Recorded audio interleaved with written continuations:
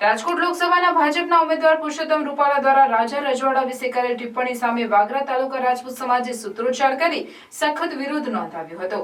વાગરા મામલતદારને આવેદનપત્ર આપી રૂપાલાની ટિકિટ રદ કરવા માંગણી કરી હતી। આ મામલે ક્ષત્રિય સમાજને આહિર અને મુસ્લિમ ગરાસિયા સમાજના લોકોએ સમર્થન જાહેર કર્યું હતું।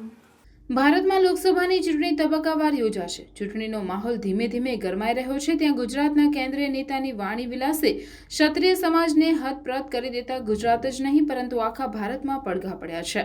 રાજપૂત સમાજના લોકો પુરુષોત્તમ રૂપાલાની રાજકોટ લોકસભા બેઠક પર ફાળવેલ ટિકિટ રદ કરવા સતત માંગ કરી રહ્યા છે। તેમ છતાં ભાજપ પાર્ટી દ્વારા કોઈ જ નિર્ણય નહીં લેવાતા રાજપૂત આંદોલન રાજ્ય બહાર વિસ્તરી રહ્યું છે, જેની અસર ભરૂચ જિલ્લાના વાગરા તાલુકામાં પણ થવા પામી હતી। વાગરા તાલુકાભરના રાજપૂત સમાજના લોકો વાગરા ખાતે મોટી સંખ્યામાં એકત્ર થયા હતા।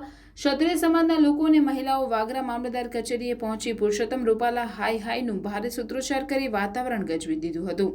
આવેદનપત્રમાં જણાવ્યા મુજબ પુરુષોત્તમ રૂપાલા દ્વારા ઐતિહાસિક તથ્યોનું હકીકતથી વિપરીત ચિત્રણ કરી સમાજની છબી બગાડવાનો પ્રયાસ કરવામાં આવ્યો છે। તેમની વાહિયાત ટિપ્પણીને લઈને સમસ્ત રાજપૂત સમાજ તથા રાજપૂત સમાજની માતા બહેનો દીકરીઓનો ઘેરો આઘાત લાગ્યો છે।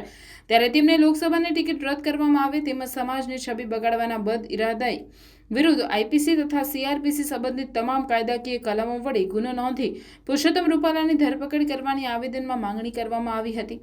આ પ્રસંગે રાજપૂત સમાજના અજીતસિંહ રાજ, સંજયસિંહ રાજ, શૈલેન્દ્રસિંહ, યુવરાજસિંહ દહેજ, જયદીપસિંહ અખોડ, જયેન્દ્રસિંહ સાયખા તેમજ મોટી સંખ્યામાં રાજપૂત આગેવાનો ઉપસ્થિત રહ્યા હતા। રાજપૂત સમાજના રોષને જોતા કોઈ અનિચ્છનીય બનાવ ન બને માટે વાગરા પોલીસે મામલતદાર કચેરી ખાતે પોલીસ કાફલો ખડકી દીધો હતો। એમને શબ્દ રચના આપણે સાંભળીએ તો એમને કીધું કે રોટી બેટીના વ્યવહાર કરેલા, પરંતુ રૂપાલાને હું આ પ્રિન્ટ મીડિયાના માધ્યમથી જણાવવા માંગુ છું કે રોટી બેટીના વ્યવહાર નહીં પણ માથા લેવાના અને માથા આપવાનો વ્યવહાર હતો।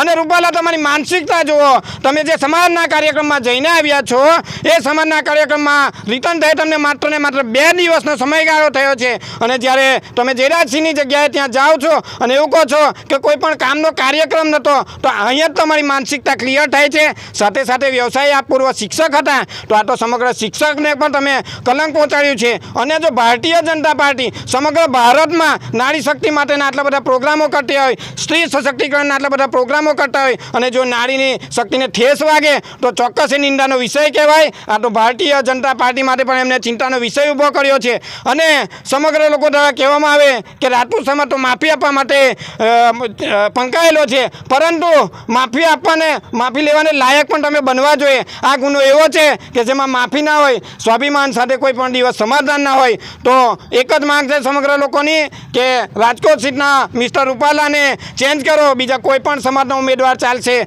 અને તમે મિત્રો જોઈ શકો છો આંદોલન ખૂબ જ શિસ્તપૂર્ણ ચાલી રહ્યું છે। આટલા બધા દિવસ થયા છે છતાં પણ કોઈ જગ્યાએ આગચંપી નથી કરી કે તોડફોડ નથી કરી અને આ જ માર્ગે અમારું આંદોલન આગળ ચાલવાનું છે।